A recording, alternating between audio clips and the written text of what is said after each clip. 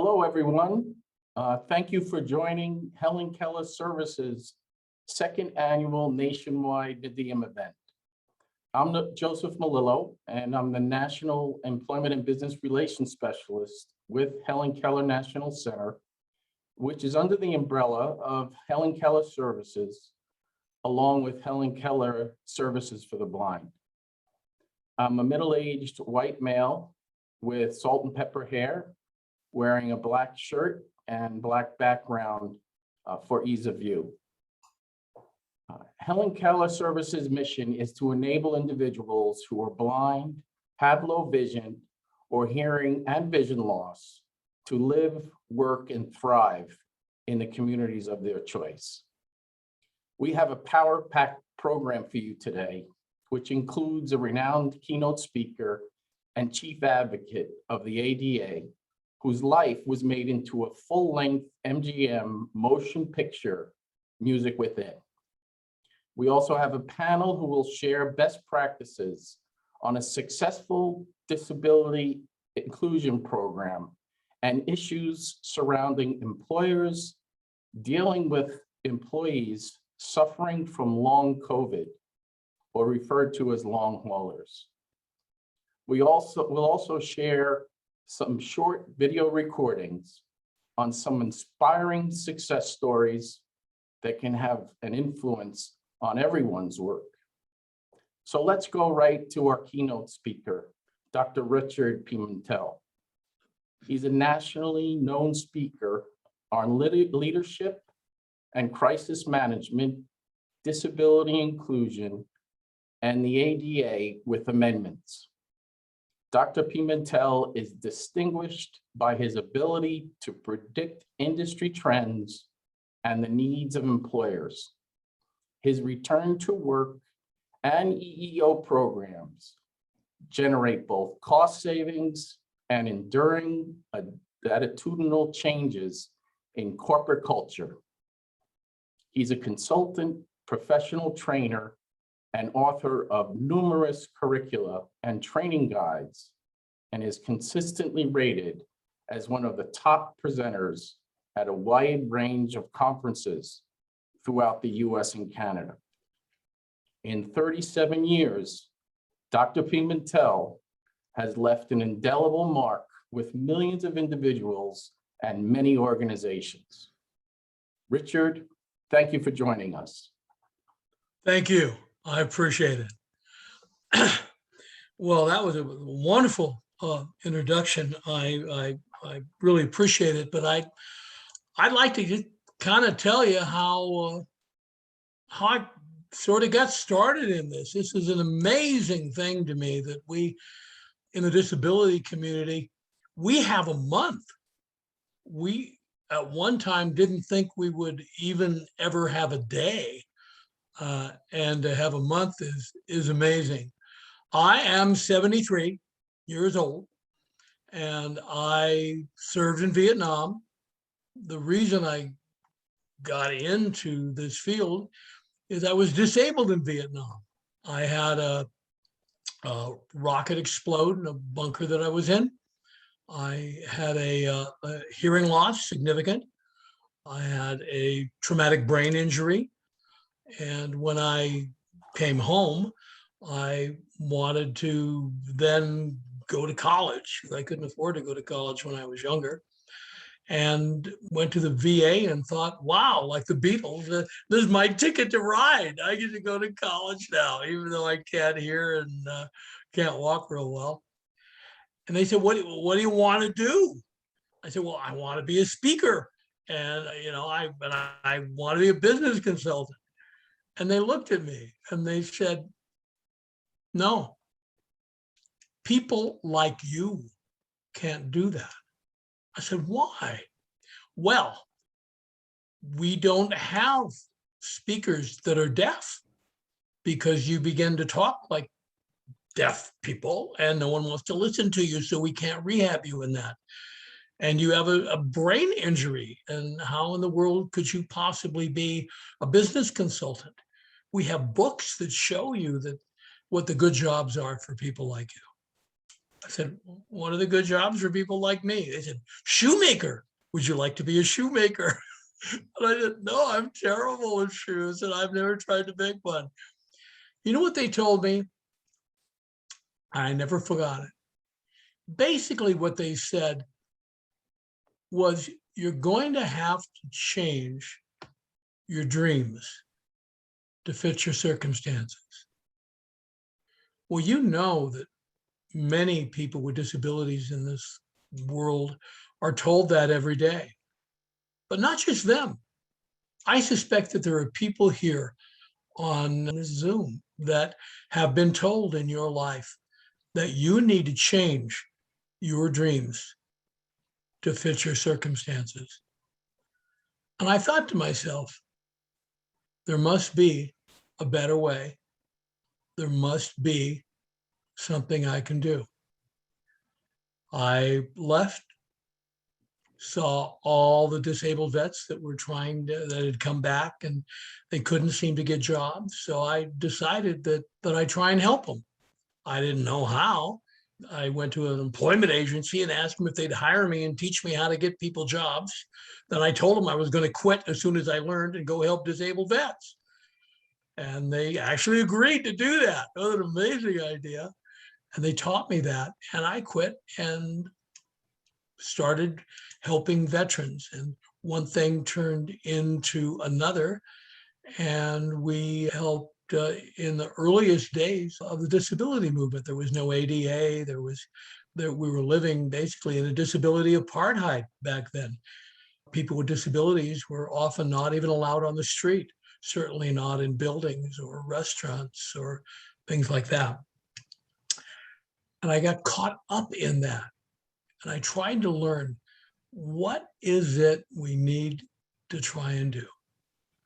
I met a friend who had cerebral palsy. His speech was very difficult to understand. I was deaf, and miracle of miracles, I could understand him. I was the only one who could. My hearing was damaged in such a way that the only way that he could talk was in the limited range that I could hear. So I was the only one that understood him, and he was the only one that I understood at all. And we became friends. So how did I get thrown into being interested in disability? Well, besides having one, we decided that we just try and live life and go to college and be friends. And one day he wanted to have some pancakes for his breakfast, and they refused to serve him.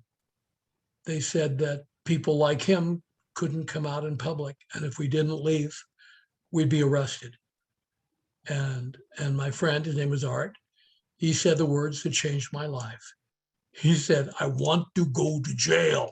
And then he said, and Richard wants to go to jail too. And I go, no, I don't. I want to be a business consultant.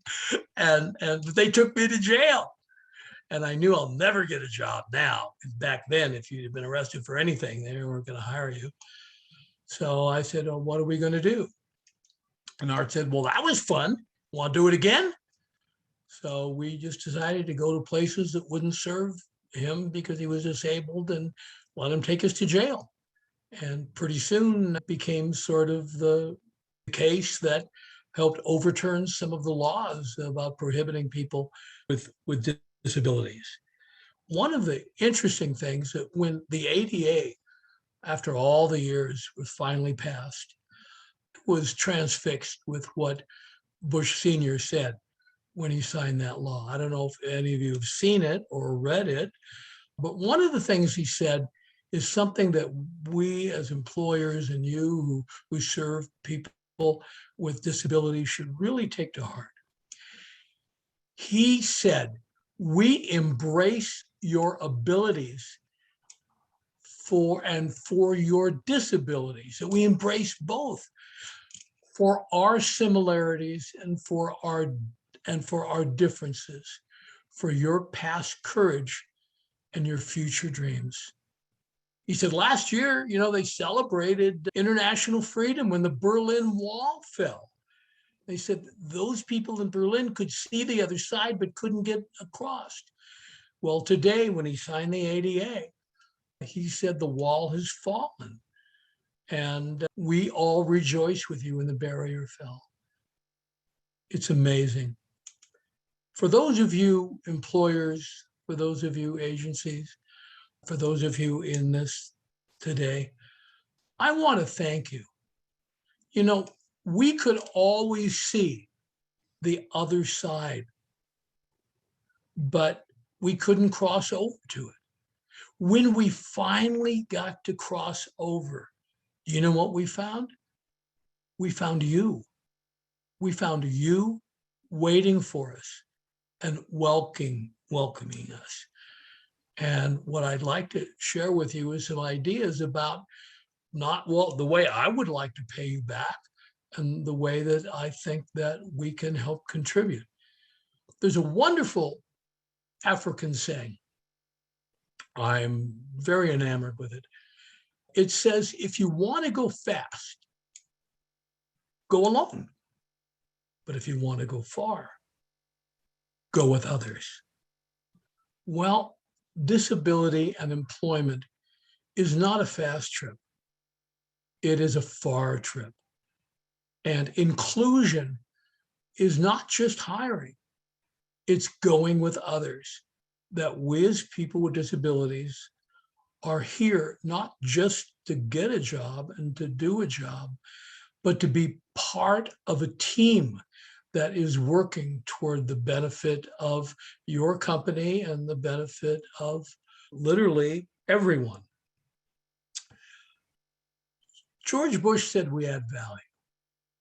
Well, what kind of value?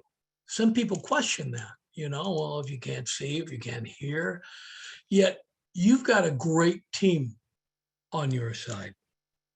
I work with a lot of young people with disabilities, and we asked them a question. Maybe you would think it's an odd question, but I love the answer, and I think you will too. You know what the question we ask them is? What has your disability taught you? And you know what they say? Empathy. It's taught me confidence. How? We say, does it teach you confidence? They say, well, because can be tough and sometimes I fail, but when I fail, I have learned to get up again. So now I have confidence no matter what happens to me, I'm going to be all right. And, I think it's very important to know, especially with Helen Keller, that she had one of the great quotes of all time in that area.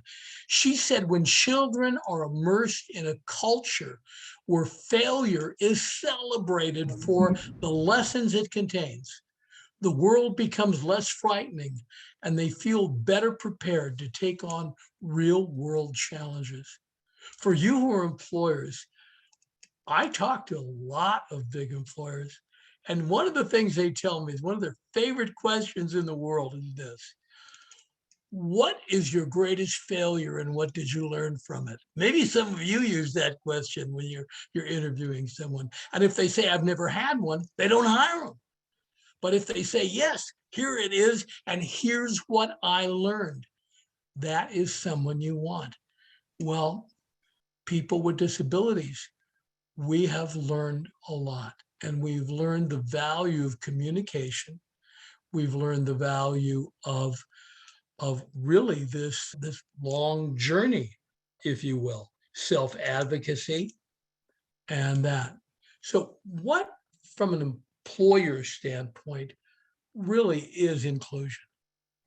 Well, one of the things I'd like to share with you, and I think it's a very, very important issue here.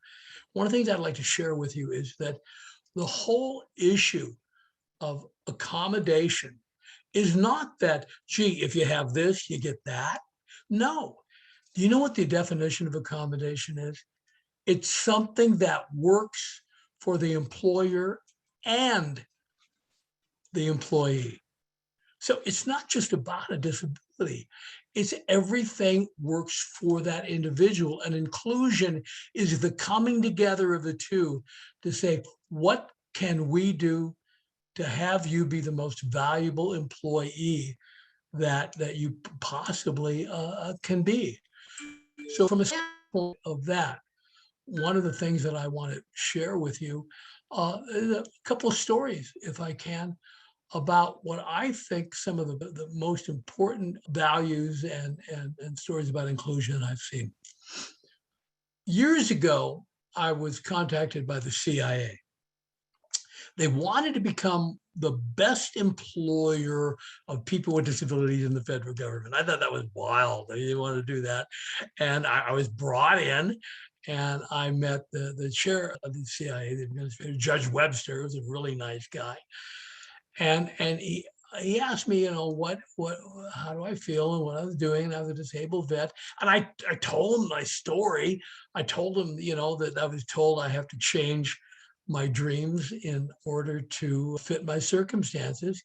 And he said, I wonder if we have people like that at the CIA, what can we do? And I said, well, why don't we bring your employees with disabilities together to meet with all of us and just ask them, what do they want to do and how can we help them and how can they help us? And he actually did it. And the CIA at that time had hired a lot of people who were deaf and hearing impaired. They're sort of across the street from Gallaudet. And he brought this one fellow in. I remember he said, what are we doing right? What can we do better? And how can you help us? And you know what he said? It was an amazing thing. He said, I love it here, but I can't get promoted. He said, why? He said, because at certain levels, I had going to meetings, I have to have sign language interpreters, and they don't provide sign language interpreters that have a high enough security clearance for me, so they can't sign and I can't hear. He says, well, why don't we just hire some? He says, no, you got to get them from a big federal pool and they don't have high clearances there. He said, what should we do? And the people on that panel became, by the way, they helped him achieve his goal as one of the best employers of people with disabilities. They said, hire your own sign language interpreter, put him on the payroll, pay him extra money to get the high security clearance, and then there'll be no limit to how we can be promoted and what we can do, and I can be more valuable to you. And you know something? He did it. He was the first one in the whole federal government that did it. And it was a combination of management and employees with disabilities putting their heads together to say, how in the world can we possibly make this a better place? That really, in my opinion, is what inclusion is all about. It's not that we're going to get some of this, you're going to get some of that. No, how do we make this a better place on this long journey?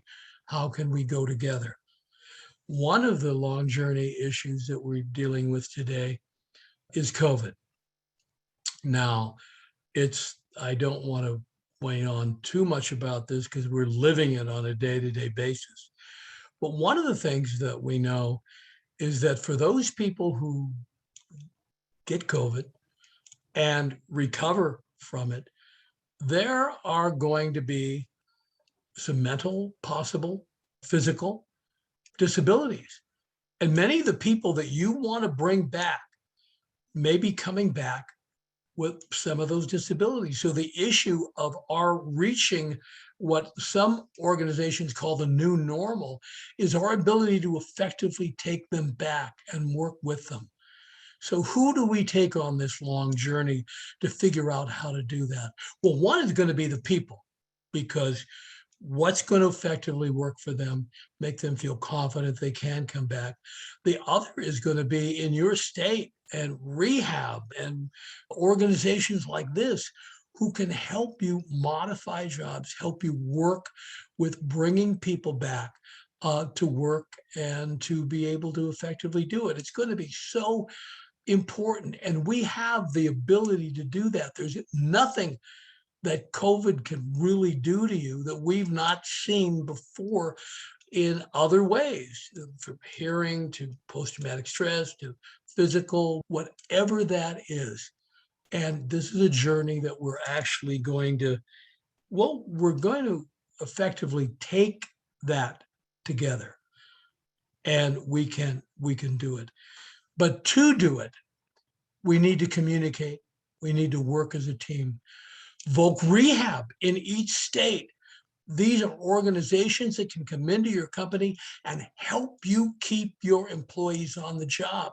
They can help you to bring them back. They can help you to keep them and modify work so you can get back to where you want to be. There are companies that are working to make it easier. My gosh, look, we're on a Zoom now. Look how much that has changed. There's in this month, I'm going to be flying to Minneapolis to get a new pair of marvelous hearing aids. Now, I don't know if you know it, but I'm sure you do, that when you talk to someone and they're wearing a mask, I'm not sure these masks are going to go away very fast. I think we may be here a long time. It's really hard to understand them. Imagine that, having a hearing loss and trying to listen to someone with a mask. I can't read lips. Well, there's a company that makes hearing aids, one of the few companies, or the only really big company making hearing aids in the United States, named Starkey, and they're in Minneapolis. You know what they've done? They're part of your team. They put together an invention of a hearing aid that has a mask mode that lets you, if you're wearing them, you can understand what people in masks are saying to you. And so if I'm deaf and I go in and there's a really meeting and people are wearing masks, I'll be able to understand what they're saying now. Even if I weren't deaf and used hearing aids, I probably would want a pair of them to do it because it's going to help. It's going to help with communication. We have a lot of teamwork going on now with people saying, we can do this. And inclusion is calling the whole team together. People with disabilities. You know, one of the great challenges for us is this. We have the ability to say to people with disabilities today what no one could say to me those many years ago when I came back from Vietnam. You know what you as an employer can say, what rehab can say, what we all can say, what you can say to your children if they have disabilities. Do not change your dreams to fit your circumstances. Change your circumstances to fit your dreams. We can do that. And you can do that now in achieving the kinds of things that you want. If you reach out and make a team of all the people that you're working with. And that is what inclusion is. It's respect. I don't know if you know it, but William Shatner is going into space today. That is so cool. James D. Kirk, I got to tell you, if you guys and gals like Star Trek, I'll tell you the one thing I don't want to be. I don't want to be on his away team. No one survives on the Shatner away team, but that's okay. They're probably not going to land anywhere.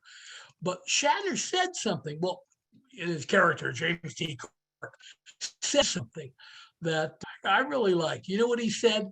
He said, if we were meant to fly, we would have been born with wings. He actually said that on a Star Trek episode. And then he said, but we weren't born with wings, yet we fly. How is it that we fly with no wings? And then he said, it's because we figured out that we need to fly. So we did. Coming now into the new normal, getting back, making your company what it needs to be again, it may seem to us like flying seemed to the ancients, but I believe that we will do this. Why? Because we have decided that we must. And we have been given a gift.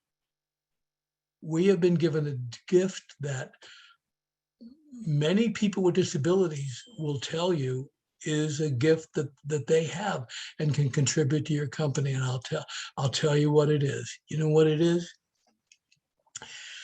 They will find ways to do old stuff in new ways.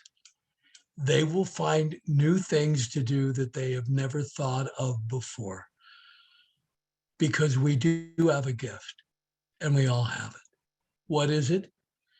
It is the gift of creative genius based on necessity. And we have that now, and you have the team. So this is not just about hiring this person or that person. It's putting a team together because we want to go far. And this is the team you want. And I'm so proud to even know the people that are going to do this. My friends, I want to thank you. I want to thank you for being there when we needed you. And we want to be there now that you need us. One of the things that I like to do, and I know that the people who are in this Zoom are the kind of people who want to do the right thing. Have you ever had someone come and thank you for being the company you are, for doing the things that you're doing? Makes you feel awkward, doesn't it? What do you say? Some people say, oh, no, it's all right. Never mind. De nada. It's nothing. That's not the right. When someone thanks you, when I'm thanking you now, there is an answer. And the Vietnam veterans have got together and we've decided when someone thanks us for our service, this is the answer that we'll give them. And when you do what you're going to do to help us all as companies, someday someone is going to thank you. So what I would like to do in ending this, I would like you to thank me. And I want just to show you what I think the correct answer is for all that you're going to do for this country and for people. I'm going to count to 3. And when I get done with 3, I would like you to say, thank you for your service. Can we do that? Okay. 1, 2, 3. You're worth it. You are totally worth it. My friends, you are worth it. And thank you for being there when our wall fell. And we are ready to build with you now. Thank you very much.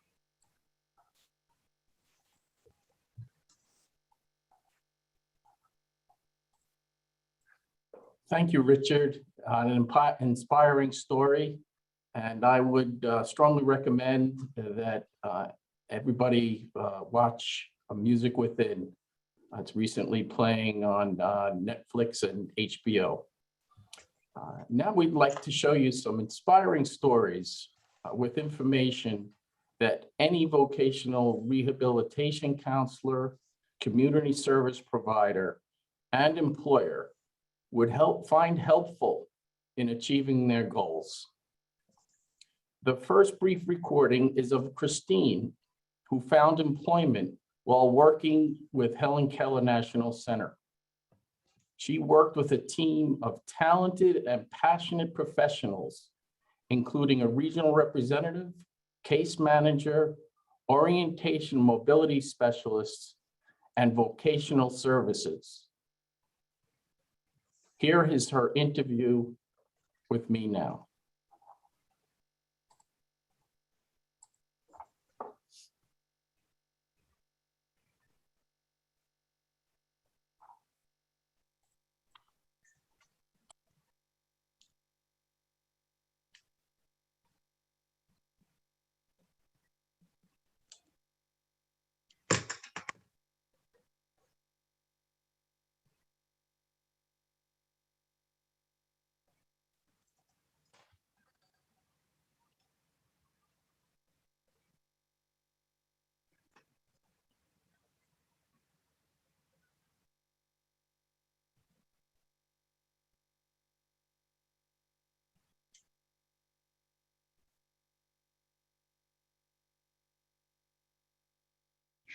Good morning, Christine.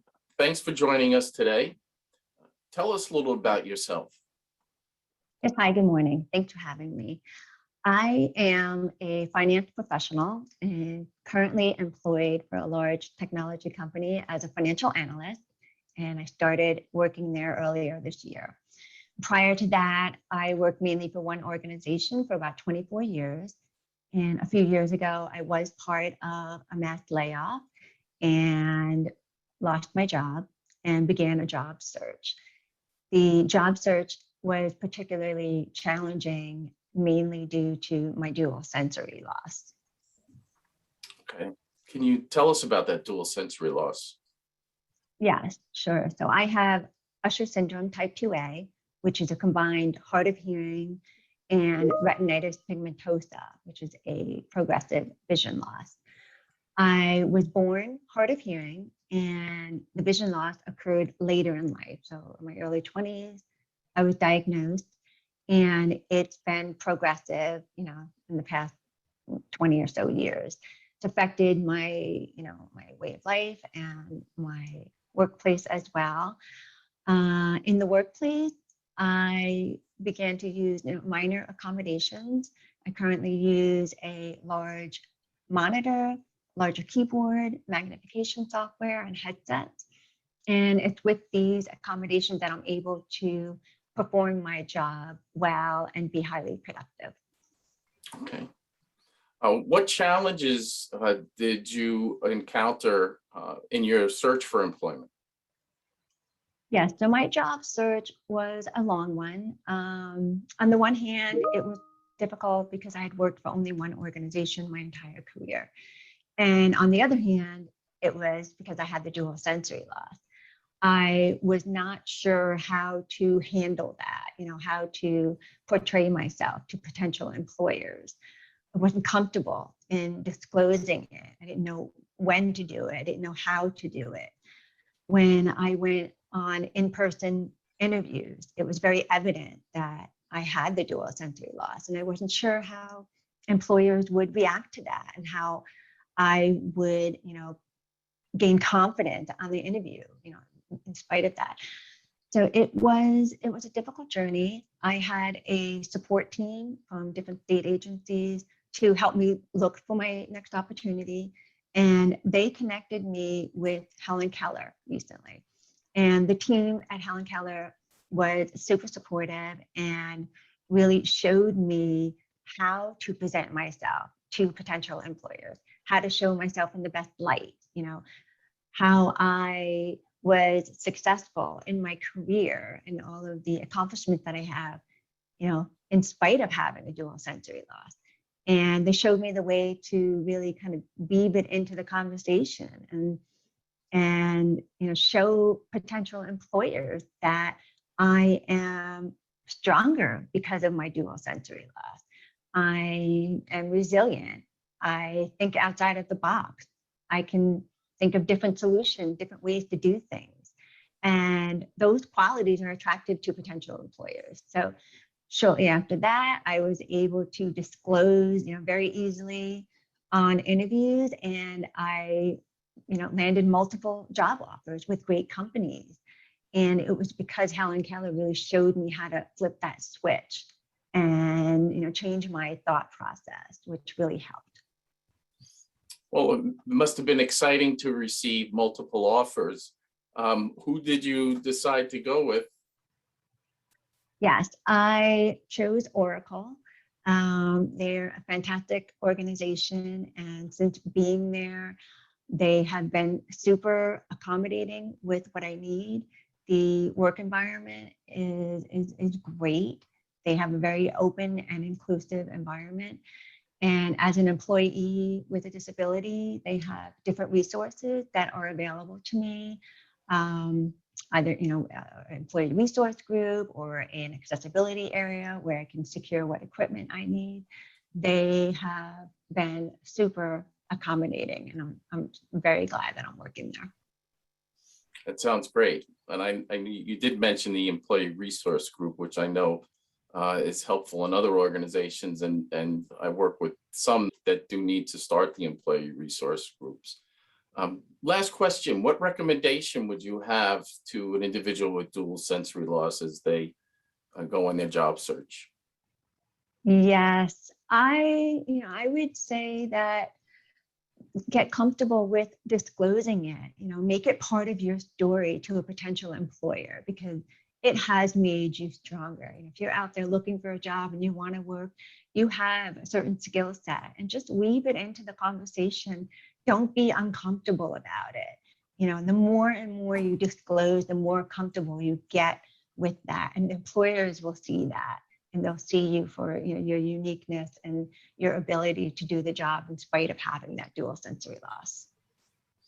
Well, that's great. Thanks for sharing your success story. I know it will inspire others, and continue success in your career. Thank you. Thank you so much. Thank you. Take care.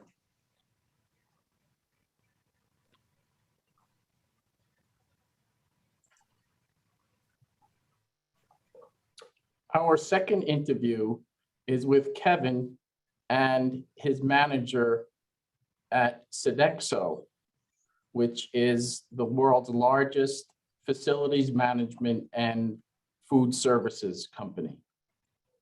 Kevin is thriving in his role as a cook for one of our most valued partners. He's seized upon the opportunity to establish a career, not just a job, with a mess hall at a military base. Here is Wendy Schoenard, HKNC's placement specialist in California, discussing Kevin's story with Raymond, the manager for government services, North America Sodexo.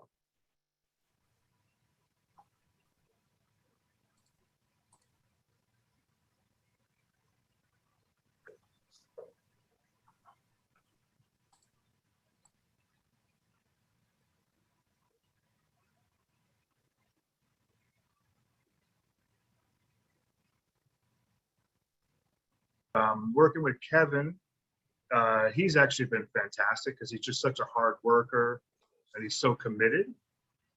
So as far as that goes, it's been quite simple. And in fact, Kevin started, he was splitting between mess halls because there's 2 mess halls on this base. One's very large and we're smaller. So Kevin was doing 2 days there, 3 days here. And we just got him to come here full time. And we're really happy about that. But for us, we can give Kevin a little bit more quality time, so to speak, a little more training, a little more personal training, and because we're not as big and we're not as busy, so that's been really good. And in that, we can give Kevin a lot more responsibility and advance his career. The biggest challenge, I mean, it's I think just the interpretation, right? So if I say this, is that what he's getting? And one thing we've been able to do, I know he can read lips very well, I was told, but we have to wear masks, right? So, yes, and it's mandatory here. So that doesn't work. I don't know sign language. I'd like to learn it, but that's going to take time. And finally, what we've been doing is I've bought like a lot of these little kind of dry erase boards. mm-hmm. And so when I need to talk to him in detail, we kind of go back and forth with that. That's been very helpful. And the other thing is I've kind of paired him up with some of the chief cooks as mentors. And they've really been working with him and closely. And that's been working out really well. And they really like him. And also that's part of why he's come over here full time, because everybody's been working with him very well. So that's been the big part, kind of mentoring him up with a couple of people. Very nice. And I do remember him asking, he wanted to be at your mess hall specifically. Yes. He raves about you a lot. He says Raymond is wonderful. He hasn't worked here long enough, so we'll see. But a lot of about working with individuals with disabilities is how they feel welcomed. And especially with the deaf blind individuals, it's the welcoming feeling, the support system that you establish that really helps them acclimate to the job. Yeah. Is there anything else that you would like to say to employers if they're in that area of, should should we hire someone with a disability? Is there something that you can say? Because I'm sure that they have lots of questions that might Yeah. be, or things that might seem daunting. Is there just one thing that you can share with them about? Yeah. why they- So for me, and in my experience with, you know, running a team, running and staffing and things like that, number one, especially with hourly employees, is commitment, dependability, reliability, and enthusiasm. That for me comes before everything else. Comes before experience and know-how. Because if you don't have that, then everything else is a moot point, right? So with Kevin, this is my experience, right, from what I've been working with. He's committed, he's enthusiastic, he wants to learn, he wants to take on tasks, and he's reliable. So all those things means that I can take the time to do the training and all the communication things that we need to do with Kevin.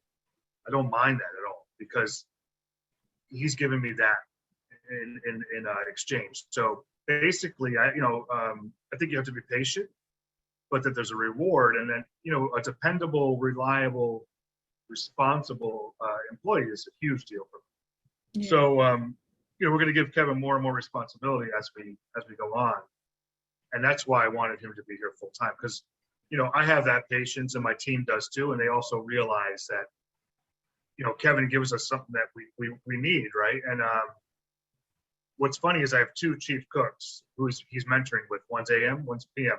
They're kind of fighting over Kevin now. So Kevin's going to land in the middle somewhere as far as scheduling goes, so that he kind of helps both, right? That's something we never had here before. So that's, you know, that's where we're at with Kevin, and that's my suggestion to somebody who's considering this. You know, the commitment is there, and that's very important in my book. You know, so Yeah. that's what we're doing. And it shows a lot about also the culture of your company too, because I know that it's something that you strive to be, as a whole company organization. You try to be very inclusive, Yes. and that is why you're so strong. You are everywhere worldwide. You can find company, right? Do you mind talking a little bit more about Sodexo and how they've the reach of the company? Yeah. So yeah, it's based in France, and that's where it was. That's where the company first came to be, and now it's everywhere. And just like a little personal thing, and you know, I've worked for three other big companies, or two other. There's two other big companies, and I won't mention by name, but everybody knows who they are. Right? But I've worked for both of them, and for me, Sodexo, the minute I started with Sodexo, it was much different. And the reason being, like you said, it's a very inclusive culture. They make a point to include everybody, and that communication goes down the line, right, to my job and to GMs and hourly employees as well. They make that really a focus of the company.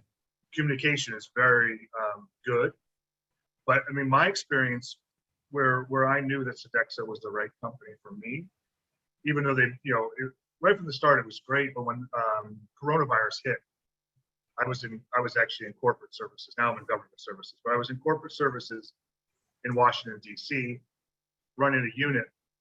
And when it first happened last year, nobody knew anything. You know, we were like scrubbing down counters and all that stuff, and we had no idea what was going on. We weren't even wearing masks yet, right? But the company, as whatever the you know, the information was that was the most the most important at the time, from the CDC or the government, wherever, company was pushing that down to us and giving us guidance, and it was always clear. And it was really difficult being somebody running a unit where somebody might be sick, and you know, it was really scary time, obviously, and everybody didn't, you know, there was a lot of mystery behind what's going on. But the company right from the start gave us very clear guidance and made it so I didn't have to worry about that. So if somebody came in and we had to send them home, it was always a very clear structure that was involved there. And that to me went a long way, because it made it from being a very scary situation to manageable. And that's where I feel like Sodexo did it right from the start. And now we're doing really well. I mean, we're 100% vaccinated in this unit. And that's coming down from the company. So it's nice to have that support.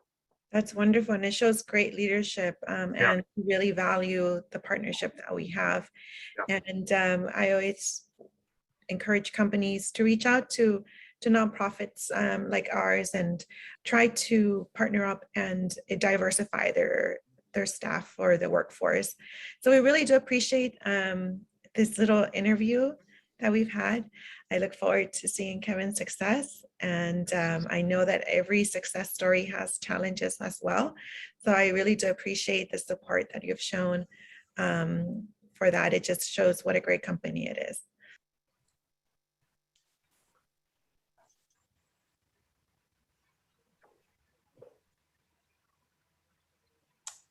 Just a couple of the success stories, inspiring stories within Helen Keller Services. And I'm sure there are, and I know there are many, many others within the community of vocational rehabilitation and individuals with disabilities. What I'd like to do now is introduce our moderator and expert panelists. Milt Wright is the moderator, and he's the founder of Milt Wright Associates Incorporated. His life's work is to lead and assist employers and rehabilitation professionals to increase employment and advancement opportunities for individuals with disabilities. He co-produced the Windmills Changing the Perception of Disabilities curriculum, and Wright Associates has trained over 1 million professionals for more than 37 years. Milt was the executive director of ADEPT, a statewide nonprofit organization placing 2,000 individuals with disabilities in employment every year. Milt has a master's degree in social psychology and is a graduate of the executive management program at UCLA. One of our panelists is Kathy West Evans. She's a certified rehabilitation counselor who is fluent in American Sign Language. She has her master's in public administration and started in the field of rehabilitation in 1979 and now leads the NET at CSAVR. The NET, or National Employment Team, is a cross-state team of vocational rehabilitation business specialists working through a dual customer approach to develop strategies with businesses to employ and retain the talents of individuals with disabilities. Kathy has been an invaluable partner to Helen Keller Services and has been receiving requests from companies looking for direction on retaining and accommodating long haulers. We have two individuals joining us from Sunrise Credit Services. The organization is widely recognized and awarded for having an inclusive and diverse workforce. They are outstanding partners of Helen Keller Services. Elizabeth Vedas is the Assistant Vice President of Training and Quality Assurance at Sunrise. She started with Sunrise in January 2001 while achieving her Bachelor of Arts in Education from Queens College. She started as a collection coordinator and quickly progressed to training. She's been instrumental in the development and growth of Sunrise's in-house training program and established Sunrise Family Company's university classes from the ground up. Dawn Simmons is the Vice President of Training and Quality Assurance at Sunrise. She has 31 years of credit and collection experience, and she's been with Sunrise since 1991. She also worked her way up within the collections department. She holds a bachelor's degree in business administration and management from Boston University and is the founding member and currently the dean of the Sunrise Family of Companies University. Last panelist, but not least, is Luke Mann, who has been with Northrop Grumman since April of 2012. Northrop Grumman has been recognized as one of the top companies with progressive disability inclusion and hiring programs.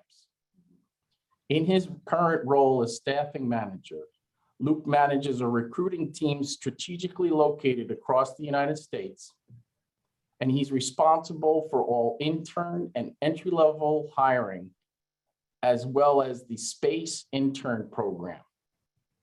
And he also provides services with and including fully cleared talent in the cyber solutions division. Now, Luke is the enterprise chair of the Voice Employee Resource Group, or Allies for Disability Inclusion, where he focuses on helping Northrop Grumman foster an inclusive environment for persons with disabilities and employees who are caregivers to members in need.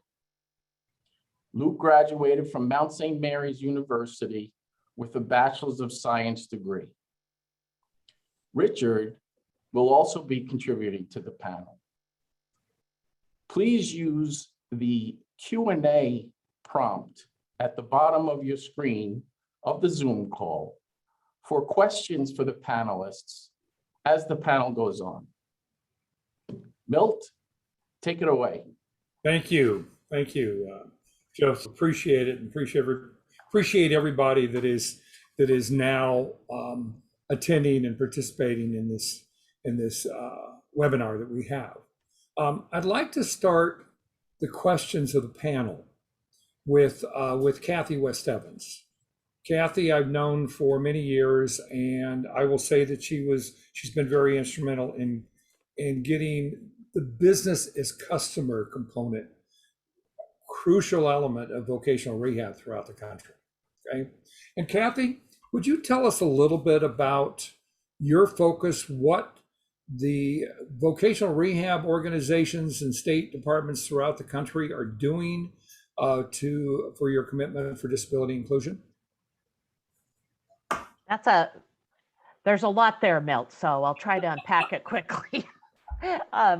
So as Milt says, it's great to see everyone, and thank you for your long-term partnership, Milt, Rich, and obviously the whole HKNC team. So thank you for that. So with vocational rehab at the national level, we serve close to 1 million individuals with disabilities annually. And the focus is on career development and employment. As Rich said, we're employing the talents of this group, and we're figuring out how we best support them to be successful, as well as their employer, the business.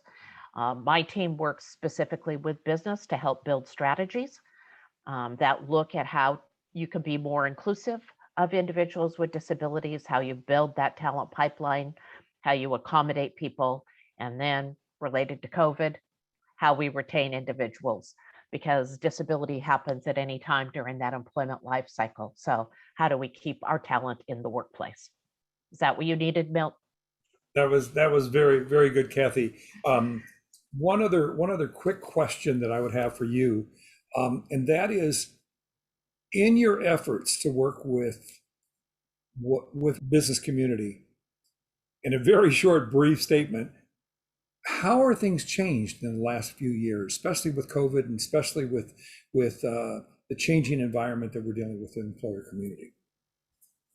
Well, I think there's a growing understanding of disability. The CDC came out with some new data this year showing that 1 in 4 people in the United States is impacted by disabilities, and well over 2 million families. As Luke said, there are allies and family members involved in ERGs. But one of the exciting things for me to see is the focus on diversity, equity, and inclusion, and accessibility, DEI&A, Yes. the new acronym, because for the first time that I can remember, disability is being discussed right up front as part of that community. And we're looking at the intersectionality between the diversity groups. And since this is a diversity group that any one of us can join at any time, considering what that means in terms of universal design and long-term effectiveness and independence for people. Okay, thank you. Let's move over now to Elizabeth and Don. Okay, I know both of you have worked very closely with Helen Keller Services and have made an impact. Could you talk a little bit about what your company is involved in, what you're doing as it relates to the world of disability inclusion?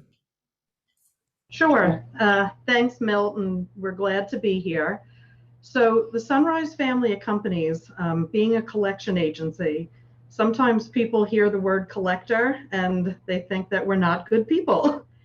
But our business is people. Our business is helping customers over the phone who owe a bill and our employees.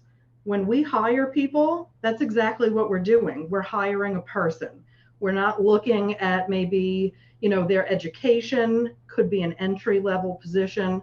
We give everybody a chance and we ask the person what they need. So we try to keep it individualized to the person themselves to give them the most support. And this is just Dawn speaking. Our founder, Richard always said, if you grow your people, you'll grow your business. And that's something we believe in. We want to grow our people, and we're just inclusive. We accept everyone. It's a family, right? Family looks out for each other. That's what we do.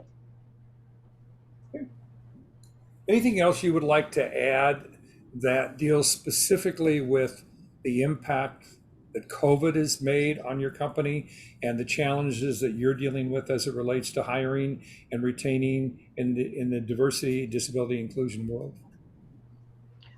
This is Elizabeth. I'd just like to add, we've seen people that were never sick a day in their life and then became sick with COVID, weren't sure when they were going to be able to come back to work. And this is employees that we already had.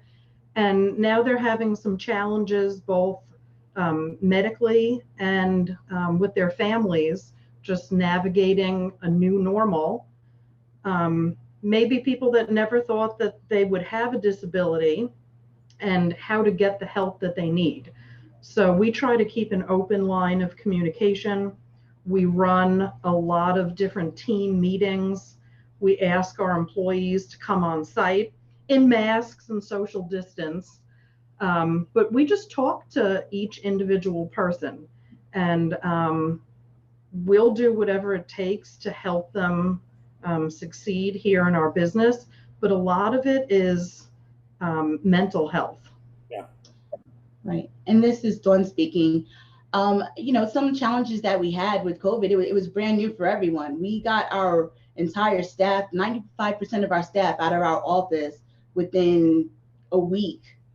We just happened to get on luck where we had the computers to get people at home. With hiring now, it is a little bit different because you're hiring people who may never have been able to come to the office before, who might have been differently abled and couldn't get here, but now they can do the job at home. We partner with Helen Keller. We do training virtually around the country, and people are getting different information. Some challenges that we're just seeing right now are just people who haven't worked since COVID started, trying to re-enter the workforce, who maybe don't have the skills. As we all know, the prices, the salaries are going up. People want more money, and they may not have the skills necessary to meet that. So we're just trying to be our family oriented. And as we say, we're going to take the person and evaluate them and bring them on board. Great. Okay, let's go to Luke. We'll come back a little bit and we'll ask some more questions. But Luke, I've been fortunate to know you for a number of years now. And I first of all also want to say thank you, like I have the others, for your commitment to disability inclusion. Let's talk a little bit about Northrop in general. The commitment that Northrop has shown for diversity in general and then disability inclusion is obviously something that's being recognized, and Joe mentioned has been recognized by different organizations. Can you talk a little bit about just general, and then we can go into specific and a little more detail on what you're involved in, what you're doing? Absolutely, sure. Thanks, Milt. This is Luke talking. Just a quick description. I'm a white male in my very late 30s, as late as you can get in your 30s. I'm wearing a black Northrop Grumman branded polo shirt. I have a beard that I grew in COVID when I moved home, and I'm going to shave it when I go back to the office, but it's still here. I have a very shiny forehead because I don't have much hair left, and my background is a Northrop branded solid white, so you can't see my messy office.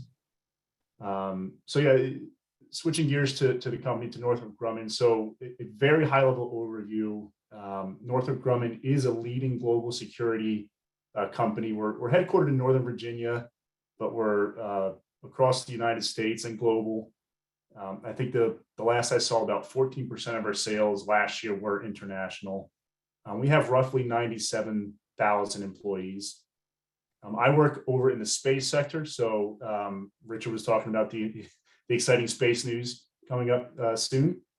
So my sector does all the work up there, all the neat, fun things, and sometimes secretive stuff out in space. I do lead what we call URR, it's University Relations and Recruiting for the space sector. So all of the intern positions we have, high school through PhD, all of the entry-level hiring that we do is what my team handles across the country. And I'm located here in Maryland. So I think I'm biased here, Milt, but I think the importance and the reason that Northrop Grumman is so successful is because of the investment into ERGs here at Northrop Grumman, which are employee resource groups. That you may have heard of them as BRGs as well. But Northrop Grumman, yeah, yep. Northrop Grumman and our leadership really has invested time and resources and empowered their employees to be a part of these ERGs. And you mentioned earlier, I'm part of the Voice ERG. I think that's where we've really, not just my ERG, but all of our ERGs have been able to, as employees of the company, come together with our affinity groups and really push for change and to make impact. What have been the challenges that you've dealt with as it relates to the last couple of years, and as it relates to being a support in the Voice ERG, but being a support to the families that, and of course, Northrop Grumman, overview on that too, but being a support to the families of people that are hurting or suffering from COVID, from being at home, and the challenges that you've dealt with from accommodation standpoint and accessibility standpoint with people being at home and working and not coming back, or coming back and being fearful and all that. I know it's a big question. Yeah, no, it's a great question. It is a challenge. And, one of the first things we had to do was figure out how to interview virtually, which due to the nature of the work that we do, we weren't allowed to do. We weren't allowed to have cameras before. And then overnight, we had to figure it out. So some of the focus areas that the Voice ERG is involved in is communications, education, and resources, which has been very helpful during this pandemic, and really trying to educate folks. Many of us have become caregivers or will become caregivers, whether it's a child or a loved one, or perhaps your parents. And facilitating those conversations across the company of, whether it's a individual contributor or a vice president who can share their story of how, hey, I am a caregiver, and here are the challenges I have, and here are the resources that the company provides. Those conversations that we've been able to facilitate have been so powerful to allow you to see your situation through someone else and realize that there are people that you can connect with, and there are resources that the company has available to you. IT accessibility is a big area that we've been focusing on, obviously, since the pandemic, and we've all gone virtual. How do we make that accessible? How can we ensure that all of our employees are able to do their jobs virtually? And so we had to do a lot of work there in the beginning, and we're still working on that and partnering with a lot of our vendors and external companies to make sure that we, all of our employees of all abilities can do their jobs. Okay, thank you. Of course. We'll switch the interpreter. Okay, Liz, you're going to come on. Okay, and I would like to ask Richard a brief question. Richard, you've been around forever. I know you were instrumental in writing some of the regulations, not the regulations, I'm sorry, influencing regulations, or writing some of the materials for the Society of Human Resource Management on the ADA. We've seen a lot of changes over the years, okay? What would you say, and this would be, this is a large question, ask for a minute response. What would you say is the biggest change that you've seen in corporate America today than when we started so many years ago? Actually, without a doubt, the biggest change is in the beginning of the ADA. It was seen as an employment, what you could do, what you couldn't do kind of law.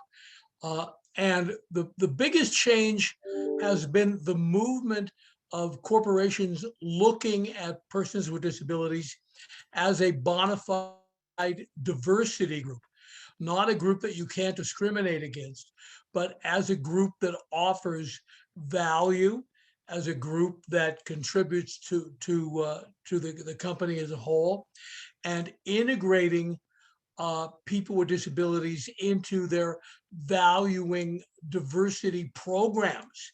And that has been huge, because not only does it help the corporations, but it helps people with disabilities to have one more vital reinforcement of their value, their as a value as people and as values of what they contribute.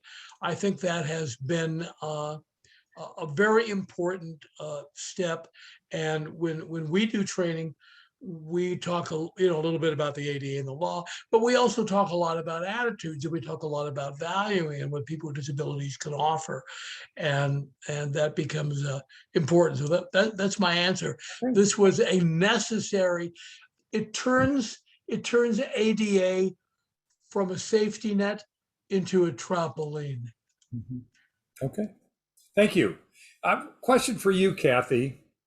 What are some of the issues, because you, of course, work with employers throughout the country, what are some of the issues that employers are coming to you with surrounding long haulers, return to work? This is a big question again.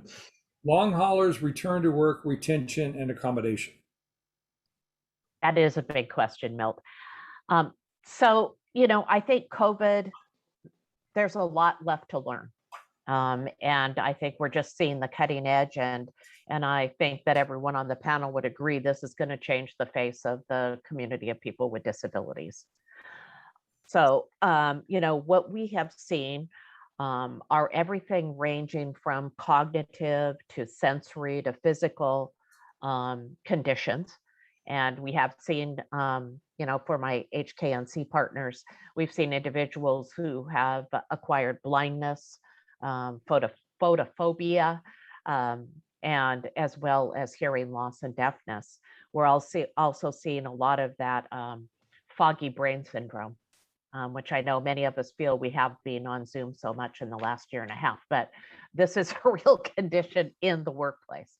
And I think Luke and Rich and everyone touched on this, the mental health component of this, not just for people who have had COVID, but family members, the support system, and everyone that may have felt a level of isolation during this pandemic. And, for people who have been hospitalized, that real impact of post-traumatic stress. There is such a thing in hospitals called hospitalized related dementia. And for people who are hospitalized for long periods of time, dealing with that as they're transitioning back home and back into the workplace. So, Milt, that's a lot, but it's a whole range of looking at, how you bring people back because they are valued talent with companies, and how you accommodate them in the workplace, but also how you address the issues of independent living and and keeping people functioning in their homes and communities. Yeah, I know that the impact for families, we, of course, my family has been impacted. Most families have been impacted. The trauma that the family have gone through, whether they've lost someone or fearful of losing someone that have been hospitalized and near death or passing away, and the emotional, you talked about PTS, dealing with that becomes really important. A question for Dawn and Liz. What has been the key to your senior level executives being committed to the disability inclusion world at your company? I'm going to say the biggest key to our senior level executives is acknowledging that people who are definitely differently abled are great employees. They have great work ethics. They're here every day. They wanna help with everything, and they contribute tremendously to the company. So just seeing that, and that's the type of people they want. That's how they want to build their business, with good people, good work ethics, who's going to do whatever it takes to help the company move forward, because we're all in it together. And this is Elizabeth. I just want to add something. We have an employee who is in a motorized wheelchair, and because of COVID, he's lost some of his aides that come to his house to help him. And his manager here actually spoke with him and arranged for some of his family to move in so that he could keep his job here, adjusted his hours.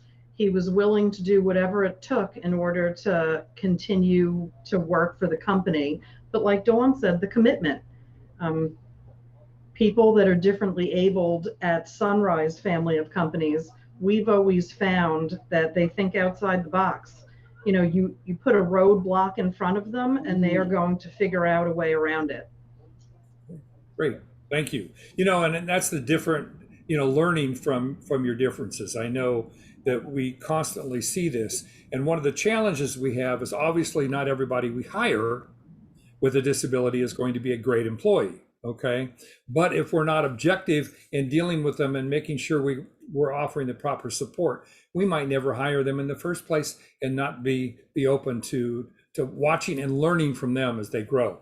Luke, I have a family member that works at Northrop Grumman, and I know that Northrop has made a very, very strong commitment right now, obviously because of COVID, but in the mental health arena. Can you talk a little bit more about the mental health area of what you're doing and how the ERGs have supported that in the effort? Sure, absolutely. This is Luke again. So yeah, that's a big component of what we're all kind of experiencing during this pandemic, is the mental health, and it was there before, and it'll be with us after. But a few things that Northrop Grumman has done is, number one, there's a resource page, the coronavirus resource page. And scrolling through it, the first thing you see is mental health resources. It's accommodations and help. It's our 24/7 nurse hotline that you can dial into. The Voice ERG, as well as our Veritas, which is our military veteran ERG, have partnered a lot recently over conversations around mental health. We just had one that the Voice sponsored 2 weeks ago that was really powerful. And we had vice presidents from our company share their stories. And, when you're leading a multi-billion-dollar global corporation and you put your vulnerabilities out there to your employees about what you're struggling with mentally, and some of the panelists were discussing what some of their loved ones struggle with mentally. It's incredible how much that can make someone feel like they're not alone, and like there are people that they can go to within their company. And so I think that it's about providing resources is something that I see that Northrop Grumman does well, but also facilitating those conversations and allowing people to raise their hand and say, hey, I need some help. Okay. All right. Thank you. The impact of COVID, and obviously we're talking about COVID, and it's almost like a scary subject because nobody really wants to talk about it. But we have to deal with it in that. And there's a question, and I don't know, I'm going to open this up to anybody that believes they can answer, but it came from the audience. And that is, does anyone have actual experience of accommodating someone that has experienced brain fog from long COVID? Does anyone have that yet? Kathy? Yes. Yes. And, it's different for everyone. I mean, I think when you work with individuals with disabilities, everyone is an individual, right? The needs are different. But I've seen a lot of similarity between using tools with brain fog that are similar to using tools with someone that's had a brain injury. The memory tools that you can use, text reminders, things that you can do to keep that person focused, making sure they're having breaks. The brain is an amazing organ. It reprograms itself, but you need to give it time. And a lot of the memory reminders and tips, things that you can do at just thinking about that person's work and how to keep it organized and work with them on that. Okay. As we move forward in our lives in the world of disability inclusion, okay, there is a commitment. We see it in, hey, football yesterday with all the news about the diversity inclusion issue and acceptance of all different kinds of people. One of the challenges that we have is on the attitudinal side of looking at a person as an individual, instead of looking at them as a person with a disability. Obviously, on the other side, there's the challenge of people that do not have a visible disability, and a lot of COVID fits that category, that don't have it. What is and Diane, Diane and Elizabeth, I'm going to ask you this question. What has your experience been on people actually effectively communicating with you about their disability and bringing it up so you can have a good interactive discussion in order to make an impact and get them to succeed? Well, this is Elizabeth. I'll take this one.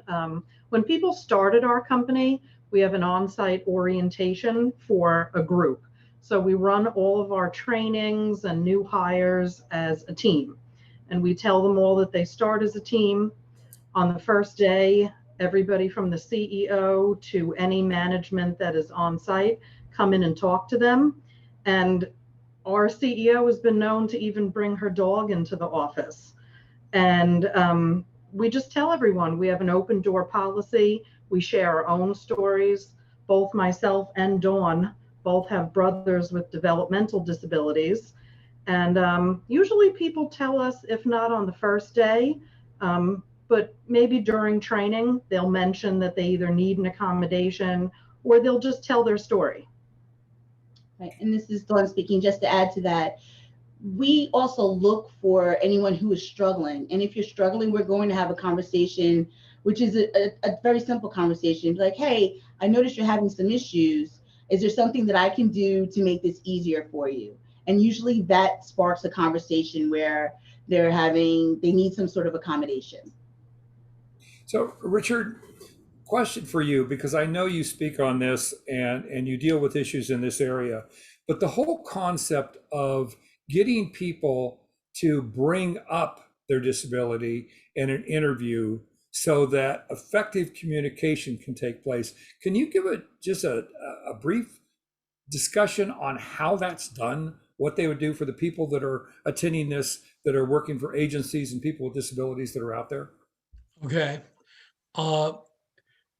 As an old job developer, we found that in the earliest days, people were discouraged from bringing up their disability in an interview. And if you think of the interview as a process of identifying and resolving concerns, if there is a disability and it's visible, or you find out about it, but it's not brought up and it's not resolved, then it becomes an objection and you don't get hired. We found that if you effectively bring it up, in a positive way, I just want you to know that I have, and this is how I'm going to do the job. This is what I'll need, and converse like that in a positive way. It does the employer a wonderful favor because you're bringing it up, and the employer is afraid with the law to bring it up themselves. As soon as you open that door, then you can communicate back and forth. What we found is that if you effectively bring it up, positive way, it increases your chances of being offered the job by a factor of 5. And that's amazing. So we put that in a number of programs. We've even written a paper that is I don't want to market it out, but we're not selling it. It's called The Art of Disclosing Your Disability. I wrote that, and it's on our website. You can get it for free. We wouldn't charge for it. You can get as many as you want and pass them out to your friends. But it tells you when and how and why and how to effectively do it. And we find the employers are feeling very good about having someone bring it up in a way that they feel comfortable with that, rather than them having to bring it up and thinking, oh, maybe I've done something wrong. So we feel strongly that a person who does bring it up is already 2/3 of the way into the solution right then. And so that's how we feel about that. Thank you. And by the way, I think what we can do is we can send it over to Helen Keller. People that are interested, they could share it with the group. Oh yeah. Luke, I have a question. Give it to anyone. How often do ERGs meet? And this is kind of a dual question here. How often do they meet? And how much support for the families of ERGs is the organization making sure that happens? Sure, this is Luke. And you can Great speak question. specifically about voice and the disability group, but in general too. Yes. Sure. Yeah. So specific to voice, we have 15 local chapters with two more approved and coming calendar year 2022. And we have one regional chapter. There's over 1,500 members in our ERG. I'm working on that because if we have 98,000 employees, we should have 98,000 allies for disability inclusion. So I'm working on growing that membership base. But given the large number, our leadership board meets monthly. We all come together from across the country and we meet monthly. And then those local chapters typically meet bi-weekly to discuss initiatives and what they need to do. And then, certainly this time of year, we have a lot of events that we're also hosting that are not our reoccurring meetings, but they're events that we're hosting for awareness. And then the second question that I believe was around how does the company ensure that the family members are also included? That's a great question. So we have something here that we call NG Care, which is for Northrop Grumman Care. And if you go to that site, in big bold letters is employee and family support during COVID-19. And within that is a section for family solutions. And so there's a lot in there. It's childcare, tips and resources, elderly care. We work with one of our external partners for a benefits overview for a child with special needs. There's a college coach section if you have kids who are going to be college age. How friends and family can help caregivers in a crisis, backup care, etc. So I think there's, what you see is just a large investment in not just the employee, but the employee's family and their community. Yeah, and one of the things that I've seen in the voice ERG at Northrop Grumman is they will have you guys will have meetings like on a monthly basis, and you might bring in a specialist from your dementia, and how do you effectively support family members with dementia or COVID or all the, I know you got a big commitment on the mental health side now. So it's just very impressive. Kathy, I have a question for you. And that is, you are involved with a lot of job fairs nationally. and you are working with them and you've been co-sponsoring them with employers. What we know now is that employers are having a hard time finding people. You know, Don and Elizabeth talked about raising salaries. We talked about different things. What is your organization, all the state rehabs in the country, voc rehabs in the country, what is your organization to do to support right now the job fairs nationally? And when I say nationally, I mean in locations throughout the country. Yes. Okay. So we actually have a talent platform, the talent acquisition portal. If people are interested, they could look at tapability.org.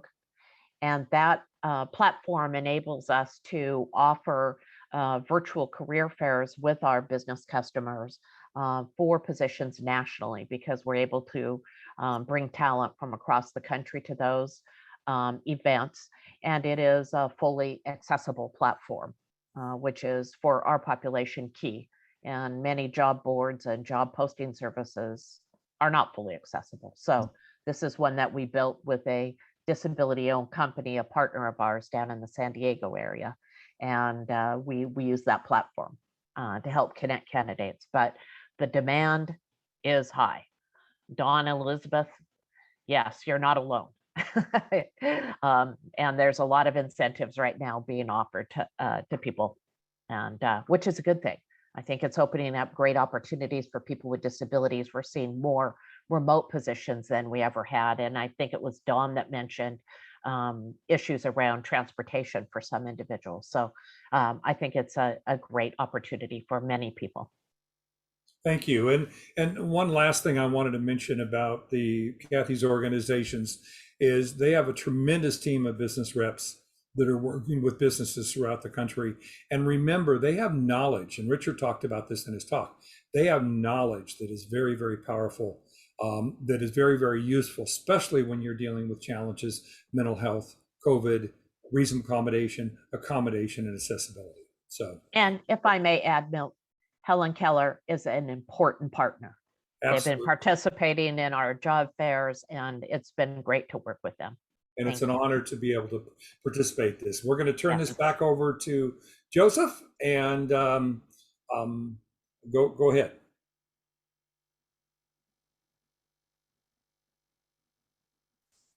You're muted, Joe. So, thank you for an enlightening discussion. I know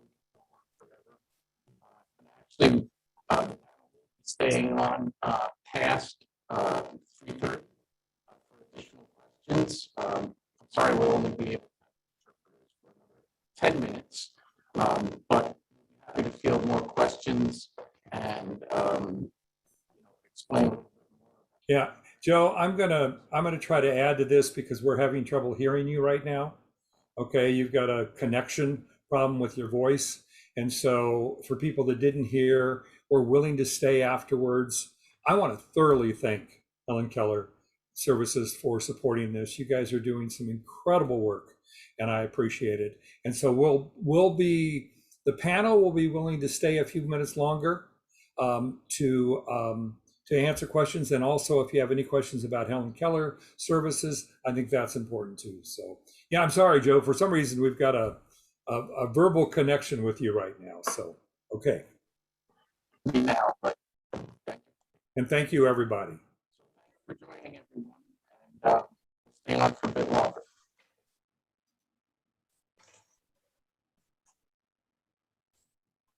So we'll wait a minute or two and see if there's any other questions. I know that in the question and answer list, we've got let me look and see if we've got some others here.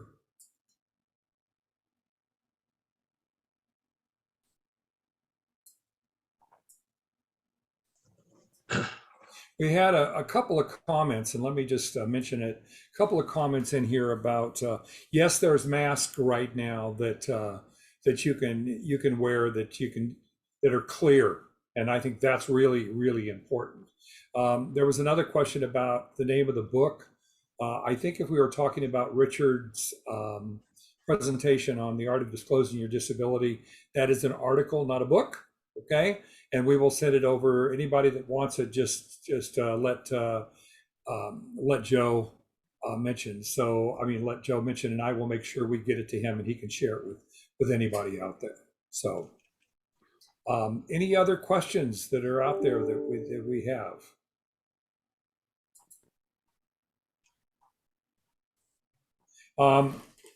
Let me ask a couple more questions for the panel. I think there's quite a few people that are still on, so let me ask a question, and that is, this would be to Liz and Dawn. What's been the average cost of accommodations for the people that you work with? This is Dawn speaking.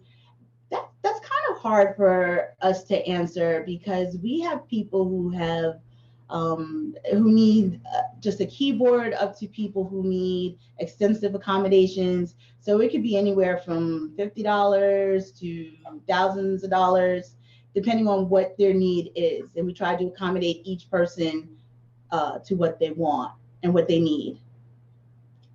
So it's a little difficult for us to give you an average amount. But I would say most people don't need a large amount of money for accommodations, maybe $200. Yeah, I think that nationally the average is less than, people think, oh, I need a new computer, or I need this, or I need a software, thousands of dollars or whatever. The average accommodation is less than $200 to $300. Okay, for people in general. And with home, in fact, Luke just asked a question. I thought it was really good, and I'm going to repeat it and open it up to the panel. But at home, we have more flexibility and freedom than we've had in an office. Okay, and there's different things that can be done. But this is a question. I'm wondering if any other companies feel like COVID, in a sense, had been a silver lining with forcing companies to move into a more accessible workforce. Anybody like to answer that? Yeah, this is Luke. I asked that question. I don't know if I'm necessarily comfortable saying silver lining as related to COVID. So maybe I could rephrase that. Painful positive lining. How's that? Yes. But I will say a positive that we've seen is that when we're back in person, all of our buildings are accessible. All of our bathrooms are accessible. Yeah. Our cleared space, which is, you go into a room where you have to drop all your electronics off and you get patted down, and it's a giant, 12-inch thick door. Those are now becoming accessible. So our employees are able to get into the buildings, even our older buildings, beyond just the ADA requirements. And that all happened recently because of the coronavirus and needing to make our doors touch-free and our buildings touch-free. And I've seen little things like that. I've seen a lot of IT accessibility accommodations that it feels like we're not necessarily leveling the playing field, but I think we're catching up in some areas where we were lacking. I'm speaking specific to my company. Kathy, you see that? And then I'll call you too, Rich. Thank you. Yeah. No, I want to agree with what Lucas said. I think it's much like we've seen in the history, and I think Rich will hit upon this as well, is that accommodations, many of them end up being mainstream, whether it's the electronic door openers, texting for people who were deaf now is a mainstream, lighting, contrast, being able to manage backgrounds on your computer. Zoom didn't always have built-in captioning. It's now there. And I think many people have been in denial about their hearing loss, use captioning more than they will admit. That's just a personal statement. But I think that it really has opened up that dialogue, Luke. And I would agree with you that it's driving more of that universal design with technology, which will be part of our workforce for the future. Because I don't think we're going back to the pre-COVID days. What we're seeing from most businesses is some type of a hybrid model. And I think, frankly, for many organizations, they've realized, yes, people can work and be effective working remotely. So, I think that's the other lesson learned, which will continue to drive change. Yeah, it's interesting because there's a TV show that won Best Comedy this year was Ted Lasso, and I watch it. I cannot, because it's from England and the accents are strong, I have to have captioning in order to understand what they're saying. So, I mean, it's just across the board, on that. So thank people with disabilities, Yes. so Rich. Yeah, couple things. One, we're finding some companies that are opening back up and want their employees to come back, don't want to come back. They don't want to quit, but they like working at home. They like that. Marshall McLuhan, for those of us who are old enough to remember that, is the one who said the medium is the message, that you can say different things in the medium, and we are certainly on a new medium. And one of the things that I think is very important is that Albert Einstein and my grandmother said the same thing. Now, why Albert would steal a line from my poor grandmother, I have no idea. But they both said that in adversity, in the face of every adversity lies an equal or greater opportunity. And we are learning what can be done. And there are some things we can't wait to get rid of and we want to get back. But there's some things that work out rather nicely. And I think that we're never going back to the old days. It's going to be a mix of this even after COVID is over. But the important thing is, even if your people are staying home and they've had COVID, they have a disability, there may be accommodations that need to be made for them in their home or wherever they're working, or like that. So I think that's important to understand. All right. And we talk about accessibility. I cannot say thank you enough to Suzanne and Liz for interpreting for us today. We never ever get to say thank you enough to all the different kinds of things that we need, that we take for granted. They're out here, they're working hard, and we just take them for granted, and they're just a total gift to all of us. So thank you, Suzanne. Thank you, Liz. I appreciate you very much for it.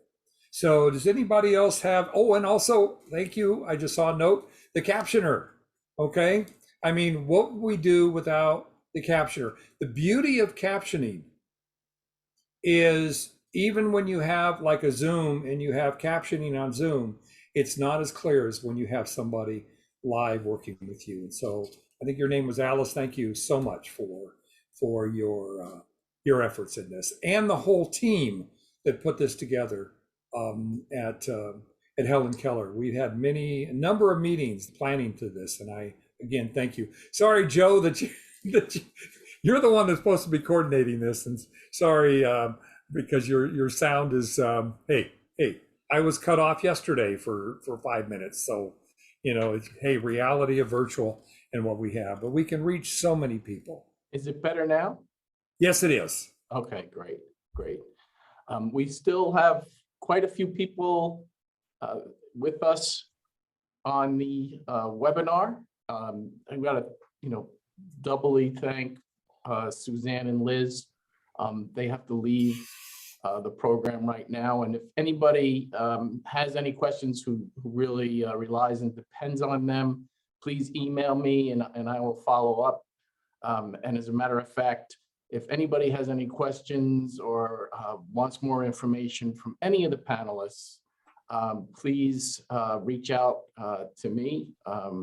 And it's Joseph.Melillo, not easy to spell, MELILLO @hknc.org. That's MELILLO@hknc.org. Yeah, somebody asked about emails, and just email Joe, and we will get you, if we feel comfortable, all of us, all the panel members, will get you what the email addresses you're looking for. Okay. Great. Okay. Thank you again. So I have a question for Kathy.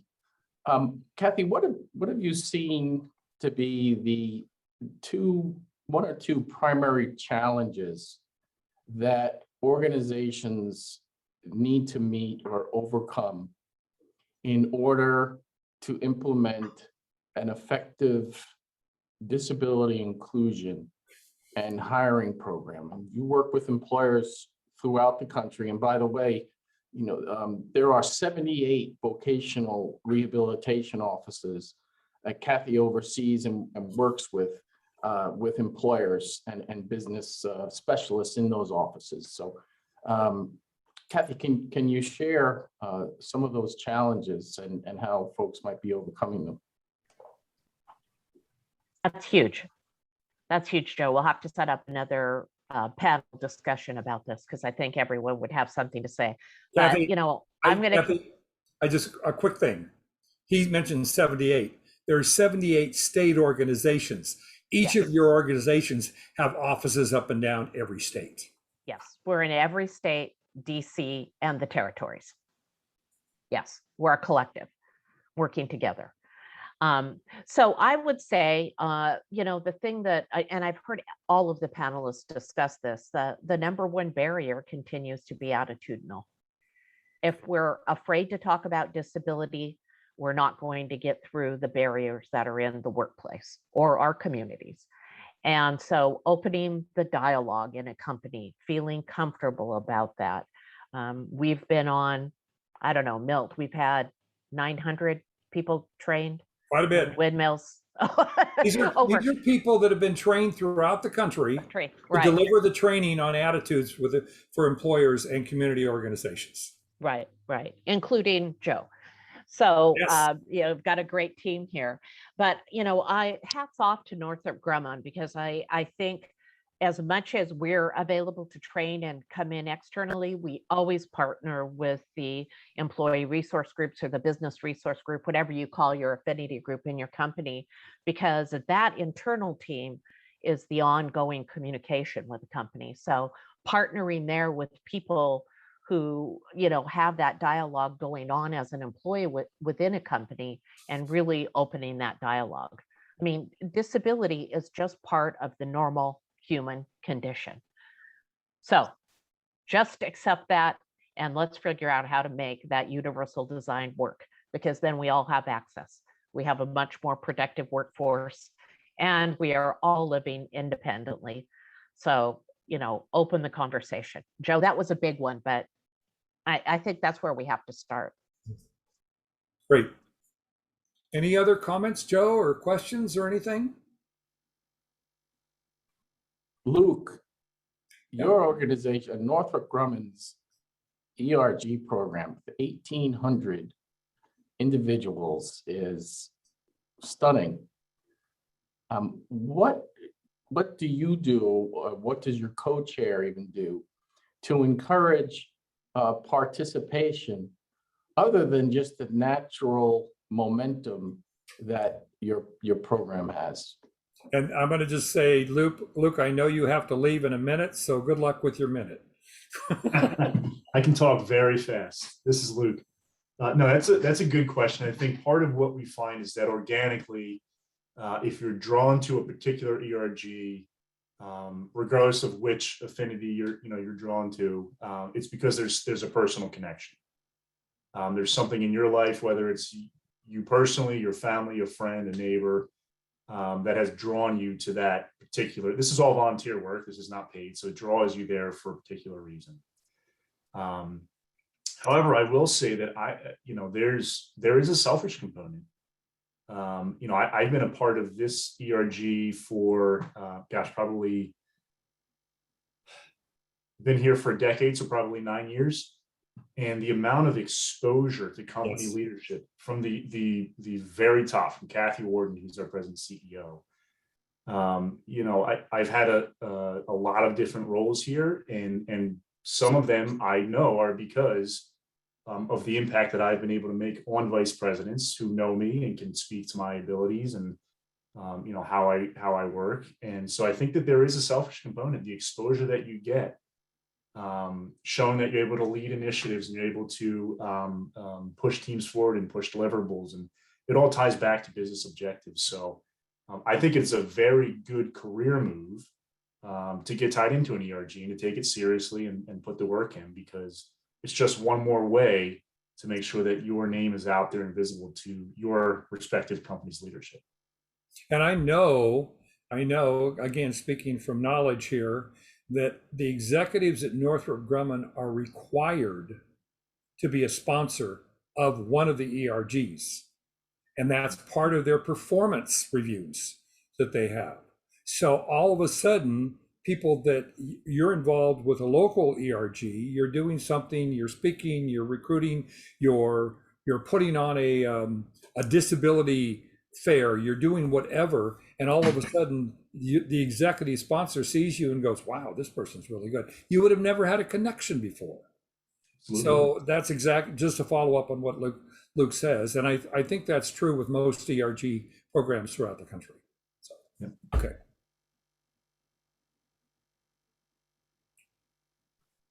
So Joe, we need to wrap it up. Okay.